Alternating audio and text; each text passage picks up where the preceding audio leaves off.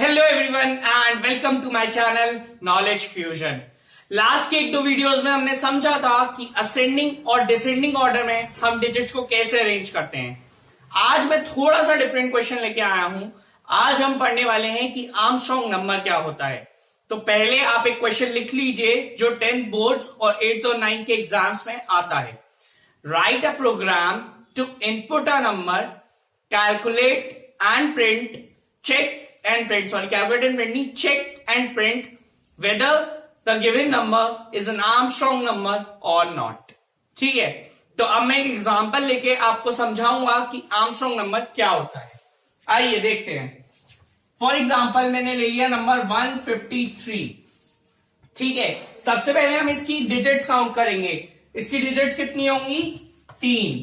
ठीक है, अब हम हर डिजिट के ऊपर जितनी डिजिट्स हमारी आई हैं उतना पावर लगा देंगे। जैसे 1 के ऊपर पावर लग गई 3, 5 के ऊपर पावर लग गई 3 और 3 के ऊपर पावर लग गई 3। जितनी डिजिट्स आती हैं उतनी ही पावर लगा देते हैं। और अब इसका सम कर लेंगे, कितना आएगा? 1 + 125 + 27। ये सम अप होके 153 के इक्वल आ जाएगा। इसका मतलब क्या है कि डिजिट्स की क्यूब का सम अगर नंबर के इक्वल है तो आर्मस्ट्रांग नंबर है।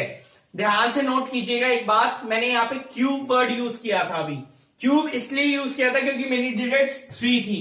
अगर मेरी डिजिट्स 3 कट के 4 होंगी तो आप क्यूब नहीं करेंगे, फिर आप 4 की पावर लगाएंगे।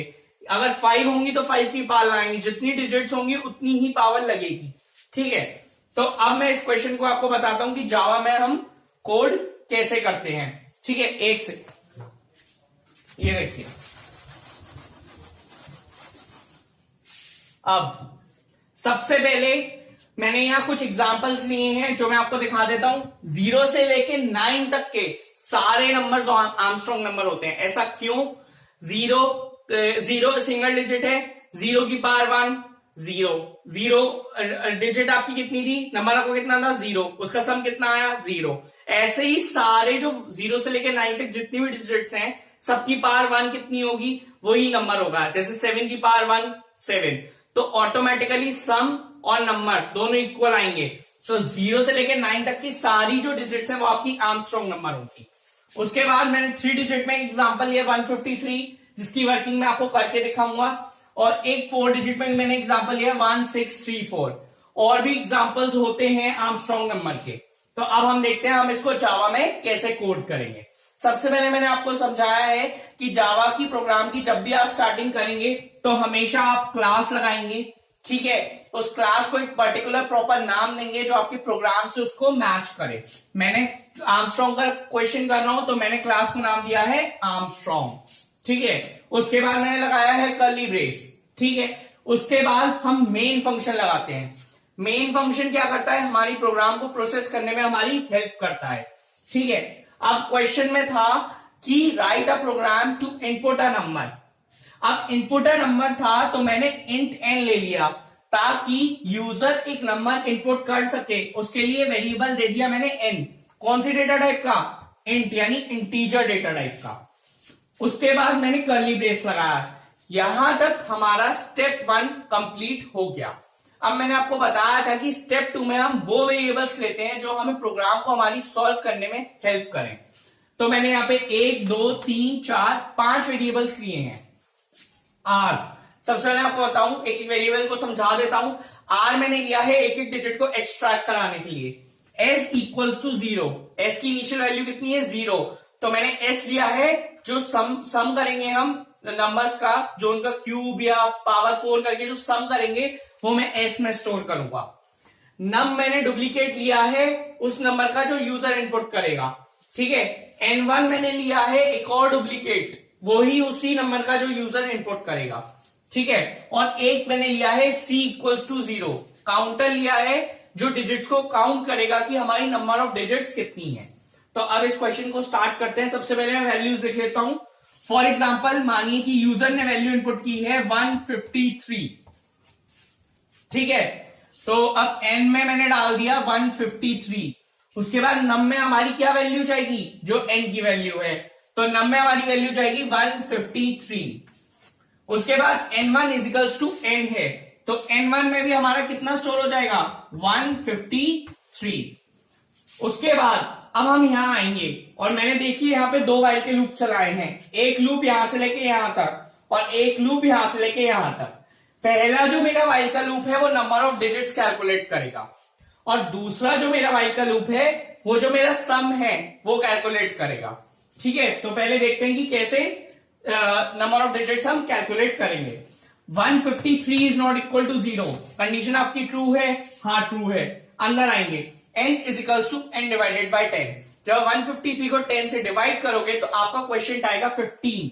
आपका क्वेश्चन 15 आएगा तो आपकी n की वैल्यू कितनी स्टोर हो जाएगी 153 कट के 15। ठीक है, उसके बाद आप आओगे प्लस प्लस सी पे, तो सी की इनिशियल वैल्यू आपकी 0 है, एस की भी 0 है, तो यहां पे आपकी सी की वैल्यू 0 कट के क्या हो जाएगी 1। उसके बाद आप यहां से वापस ऊपर जाओगे, फिर से कंडीशन चेक करोगे, क्या 15 इज नॉट इक्वल टू 0 है, हाँ हमारी कंडीशन ट्रू है। हम वापस अंदर आएंगे, n is equals to n divided by 10। 15 divided by 10, आपकी n की वैल्यू कितनी है 15। 15 को जब हम 10 से डिवाइड करेंगे तो हमारा क्वेश्चन कितना आएगा 1, तो हमारी n की वैल्यू 15 कट के इस बार क्या हो जाएगी 1 हो जाएगी। उसके बाद प्लस प्लस सी रन करेगा, तो सी की वैल्यू 1 कट के क्या हो गई 2 हो गई। ठीक है, यहां से अब हम वापस ऊपर जाएंगे, यहां पे फिर कंडीशन चेक होगी, क्या 1 इज नॉट इक्वल टू 0 है, हाँ हमारी कंडीशन अभी भी ट्रू है। हम वापस अंदर आएंगे वाइल के लूप के, n is equals to n divided by 10। यहां पे एक बहुत नोट करने वाली बात है, फिर वही चीज आ गई, 1 को आपको 10 से डिवाइड करना है जो कि डिवाइड नहीं हो सकता। जब कोई नंबर डिवाइड नहीं हो सकता तो आपका कोई क्वेश्चन नहीं आएगा, जब कोई क्वेश्चन नहीं आएगा तो आपका क्वेश्चन ऑटोमेटिकली 0 हो जाएगा, तो आपकी n की वैल्यू 0 हो जाएगी। इसके बाद यहां से अब आप प्लस प्लस सी फिर से चलाएंगे, तो आपकी सी की वैल्यू कितनी हो गई 3 हो गई, ये मैंने लिख दिया 3। ठीक है, अब हम यहां से वापस ऊपर जाएंगे, 0 is not equal to 0, condition true है नहीं, इस बार हमारी कंडीशन हो गई फॉल्स। ठीक, तो हम यहां से बाहर आ जाएंगे और ये इस वाले वाइल के बाहर आ गए। अब हम इधर आ जाएंगे, यहां तक आप देखो आपकी n की वैल्यू 0 हो चुकी है। अब अगर आपको आगे वर्किंग करनी है तो आपको n की वैल्यू की जरूरत है, उसके बिना तो आप डिजिट्स की क्यूब का सम निकाल ही नहीं सकते।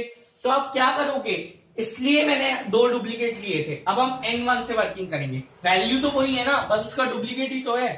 तो अब हम n1 से वर्किंग करेंगे, 153 is not equal to 0, condition true है।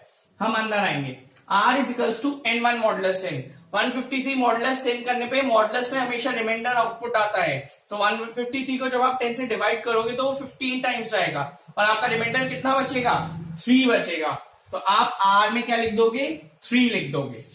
उसके बाद आप नीचे आओगे, s is equals to s plus, मतलब s में पहले s की वैल्यू क्या आपकी इनिशियल वैल्यू 0 में आपको क्या प्लस करना है, ये एक नया फंक्शन है मैथ डॉट पाव। अब मैं पहले आपको समझा दूं मैथ डॉट पाव क्या करता है। जैसे कोई नंबर है 2 की पावर 3 या 4 की पावर 5, तो ये जो पावर्स होती है ना, ये जो जावा प्रोग्रामिंग लैंग्वेज है इसमें इस फंक्शन से कैलकुलेट की जाती है। ठीक है, तो जैसे कि अब यहां पे है r, c, इसका मतलब क्या है r की पावर c, ये इसका मतलब है। तो अब आपकी r की वैल्यू कितनी आई है 3, तो 3, c की वैल्यू कितनी है 3, तो आपका यानी क्या हो गया 3 की पावर 3 हो गया। तो आप s प्लस s की वैल्यू आपकी थी 0, तो 0 में आप 3 की पावर 3 प्लस कर दोगे। ठीक है, तो अब इसके बाद जैसे जैसे आप डिजिट एक्सट्रैक्ट कर रहे हो तो आप नेक्स्ट स्टेप पे आओगे, फिर अब जैसे जैसे डिजिट एक्सट्रैक्ट हो रही तो नंबर उतना ही छोटा होगा, तो n1 is equals to n1 divided by 10। जब आप 153 को 10 से डिवाइड करोगे तो 15 टाइम्स आपका क्वेश्चन आएगा, तो आपकी n1 की वैल्यू कितनी हो जाएगी 15 हो जाएगी। इसके बाद आप यहां से वापस ऊपर जाओगे, किधर, ये आप ऊपर गए यहां पे, वापस ऊपर आ गए यहां पे। अब यहां पे 15 इज नॉट इक्वल टू 0, क्या आपकी कंडीशन ट्रू है, हाँ कंडीशन ट्रू है। अंदर आओगे वापस लूप के, r is equals to 15 modulus 10। 15 को जब आप 10 से डिवाइड करोगे तो आपका रिमाइंडर कितना आएगा 5 आएगा, तो आप ये 3 की वैल्यू काट के 5 कर दोगे, ठीक है। अब इसके बाद s equals to S plus math dot pow R comma C. आपकी s की वैल्यू क्या है 0 प्लस 3 की पावर 3। इसमें आप क्या प्लस कर दोगे r कॉमा सी। r क्या है आपका, r की वैल्यू है 5, c की वैल्यू है 3, यानी 5 की पावर 3 इसमें ऐड कर दोगे। तो मैंने यहां लिख दिया 5 की पावर 3। ये यहां तक हमारा इतना हो गया। अब इसके बाद हम नेक्स्ट स्टेप पे आओगे, n1 equals to n1 divided by 10। जब अब आपकी n1 की वैल्यू है 15 को जब 10 से डिवाइड करोगे तो आपका क्वेश्चन कितना आएगा 1 आएगा। तो यानी आपकी n1 की वैल्यू क्या हो जाएगी 1 हो जाएगी। अब यहां से आप वापस ऊपर जाओगे, 1 is not equal to 0, condition अभी भी ट्रू है। वापस लूप के अंदर आएंगे, r इजिकल्स टू 1 मॉडुलस 10। मैंने आपको हमेशा बताया सिंगल डिजिट के केस में जब आपकी कोई वैल्यू डिवाइड नहीं हो सकती तो आपका कोई रिमाइंडर नहीं आएगा, तो वो जो डिजिट बची हुई है वो ही एज अ रिमाइंडर हो जाएगी। तो आपकी r की वैल्यू में क्या हो जाएगा 5 कट के 1 स्टोर हो जाएगा। अब आप वापस नीचे आओगे, अब आप s में फिर से वही चीज प्लस करोगे। आपकी s की वैल्यू क्या है, ये पूरी आपकी s की वैल्यू है। इसमें आपको क्या प्लस करना है r कॉमा सी। आपका r क्या है, r है आपका 1 और c क्या है, c की वैल्यू है 3, यानी 1 की पावर 3 ऐड करना है। तो ये हमने ऐड कर दिया 1 की पावर 3। इसके बाद आप नीचे आओगे, n1 equals to n1 divided by 10। n1 की वैल्यू है 1 को जब आप 10 से डिवाइड करोगे तो डिवाइड ही नहीं होगा। जब डिवाइड नहीं होगा तो कोई क्वेश्चन नहीं आएगा, कोई क्वेश्चन नहीं आएगा तो ऑटोमेटिकली आपका क्वेश्चन हो जाएगा 0। तो n1 की वैल्यू 1 कट के 0 हो जाएगी। इसके बाद आप वापस ऊपर जाओगे, फिर से चेक करोगे क्या 0 इज नॉट इक्वल टू 0 है। यहां पे आपकी कंडीशन हो गई फॉल्स। तो आप क्या करोगे, इस वाइल के लूप से डिस्कार्ड होके बाहर आ जाओगे। अब ध्यान से इस ड्राई रन में आप एक चीज नोटिस कर सकते हो, आपकी n की वैल्यू हो गई 0, n1 की वैल्यू हो गई 0। अब आपके पास सम तो आ गया पर उसे चेक किससे कराओगे। अच्छा हुआ इसलिए मैंने एक और दूसरा डुप्लीकेट लिया था। अब हम उसे नम से चेक करा सकते हैं कि वो आर्मस्ट्रांग नंबर है या नहीं है। पहले हम अपना s कैलकुलेट कर लेते हैं कितना आया है, ठीक है। तो अब s की वैल्यू है 3 का क्यूब कितना है 27, 5 का क्यूब 125 और 1 का क्यूब 1। ये सब कुछ सम अप होके 153 आएगा। अब हम इफ की कंडीशन पे चेक करेंगे, क्या s इक्वल नम है। आपकी s की वैल्यू है ये 153, नम की वैल्यू है 153। क्या दोनों इक्वल हैं? हाँ। तो आप क्या प्रिंट कर दोगे आर्मस्ट्रांग नंबर। आप कुछ भी प्रिंट कर सकते हो, आप यहां पे प्रिंट कर सकते हो it is a Armstrong number. पर मैंने क्या प्रिंट किया आर्मस्ट्रांग नंबर, मेरे पास जगह कम थी, ठीक है। अब ये तो एक वो एग्जांपल था जो मैंने आपको शो किया कि आर्मस्ट्रांग नंबर क्या होता है। अब मैं एक और एग्जांपल लूंगा जिसमें आपको ये बताऊंगा कि आर्मस्ट्रांग नंबर क्या नहीं होता, ताकि आपको डिफरेंस तो मालूम पड़े। तो मैं थोड़ा सा रब करके दूसरा एग्जांपल ले लेता हूं।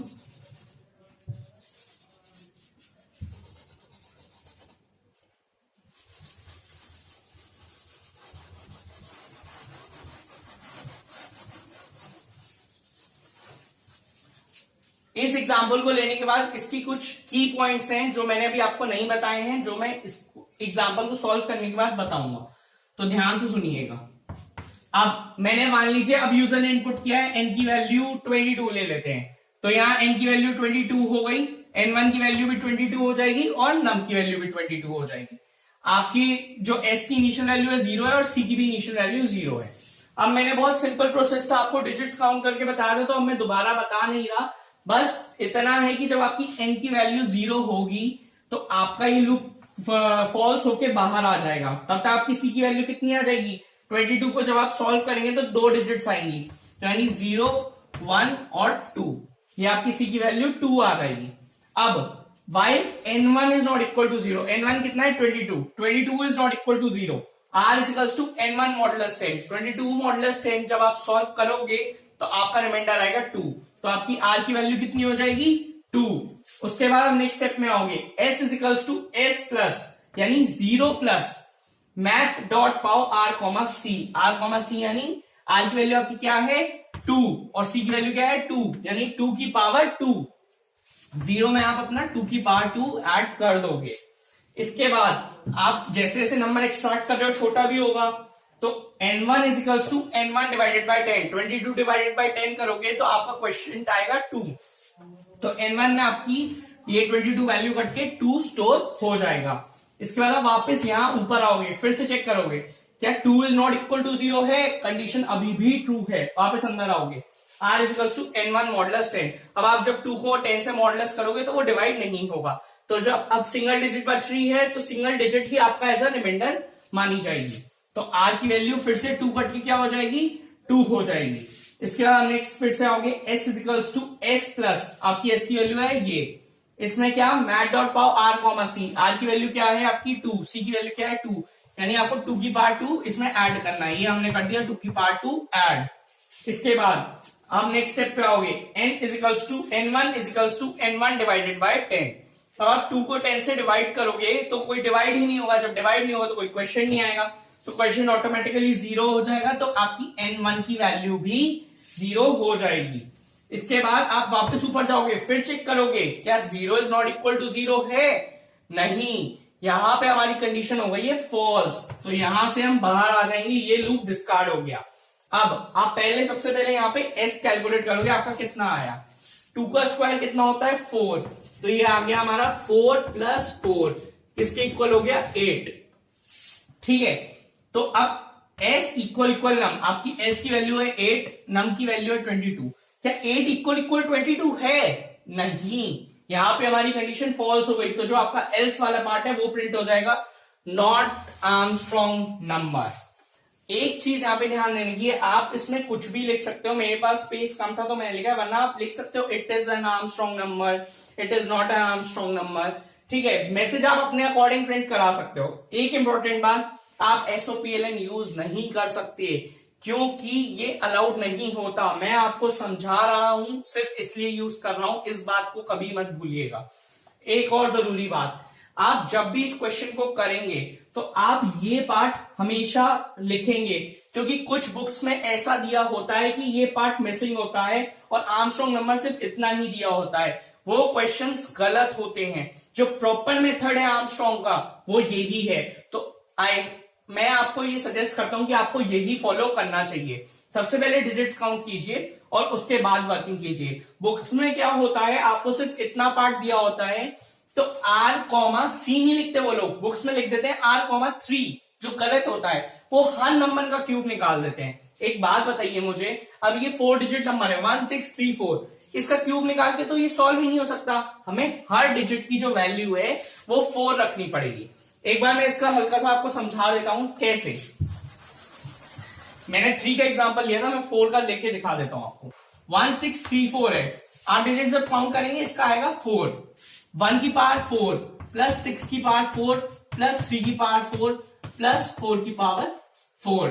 ठीक है, 1 की पावर 4 आपका आएगा 1, 6 की पावर 4 आएगा आपका 216 इंटू 6, ये आ जाएगा आपका 1296, ठीक है, प्लस 81 प्लस 4 की पावर 4 आपका कितना आएगा 64 इंटू 4 कर दीजिए, तो ये 216 आएगा, 256 आएगा, ये 256 हो जाएगा। तो जब आप इन सबको सम अप करेंगे तो ये ऑटोमेटिकली 1634 बैठेगा। तो इस तरीके से अगर मैं इसकी पावर 4 नहीं लगाऊंगा तो ये कभी वर्क करेगा ही नहीं, तो इसलिए हमेशा पावर 4 लगानी चाहिए। ठीक है, अब आई होप आपको आर्मस्ट्रॉन्ग नंबर क्लियर हो गया होगा। तो अगर आपको ये वीडियो पसंद आई हो उसको लाइक करें, शेयर करें और सब्सक्राइब करना ना भूलें ताकि आपकी आगे कोई भी वीडियो मिस ना हो पाए। और एक इंपॉर्टेंट बात, अगर आपको इस या किसी भी क्वेश्चन में कोई डाउट है तो बिल्कुल बिना टेंशन के आप मुझे डीएम कर सकते हैं, और अगर आपको कमेंट में अपना मैसेज नहीं करना है तो मेरा कॉन्टैक्ट नंबर वहां अवेलेबल है डिस्क्रिप्शन बॉक्स में, आप वहां से भी मुझे कॉन्टैक्ट कर सकते हैं। मैं आपकी पूरी कोशिश करूंगा आपकी हर एक क्वेरी सॉल्व करने की। Have a good day.